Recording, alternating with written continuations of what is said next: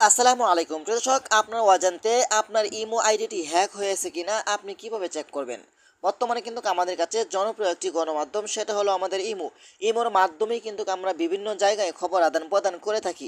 এখন যদি আপনার ইমোটি অন্য কেউ হ্যাক করে নিয়ে আপনার সকল তথ্যগুলো হাতিয়ে নেয়, তখন আপনার কাছে কেমন লাগবে?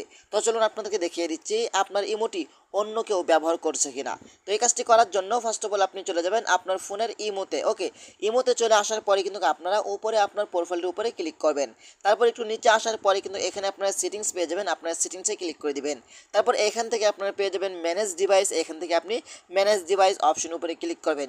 এখন যদি আপনার ইমোটি অন্য কোনো ফোনে লগইন থাকে, এখানে কিন্তু তাদের ফোনগুলো শো হবে। আপনাদেরকে দেখানোর জন্য আমার ইমোটি আরেকটি ফোনে আমি ব্যবহার করছি। আপনার যদি মনে হয় যে এই ফোনটা তো আমার না, আপনি কি করবেন, এই ফোনের উপরে ক্লিক করবেন। তারপর এখান থেকে আপনি কি করবেন, এখান থেকে আপনি চেঞ্জ এই অপশন উপরে ক্লিক করবেন। তারপর এখান থেকে এটার উপরে ক্লিক করলে কিন্তু আপনার ইমোটি তাদের ফোন থেকে আজীবনের জন্য ডিলিট হয়ে যাবে। আপনি চাইলে এই কাজটি করতে পারেন আপনার নিরাপত্তার জন্য। তো আশা করি আজকের ভিডিওটা এ পর্যন্তই। ধন্যবাদ সবাইকে। আসসালামু আলাইকুম।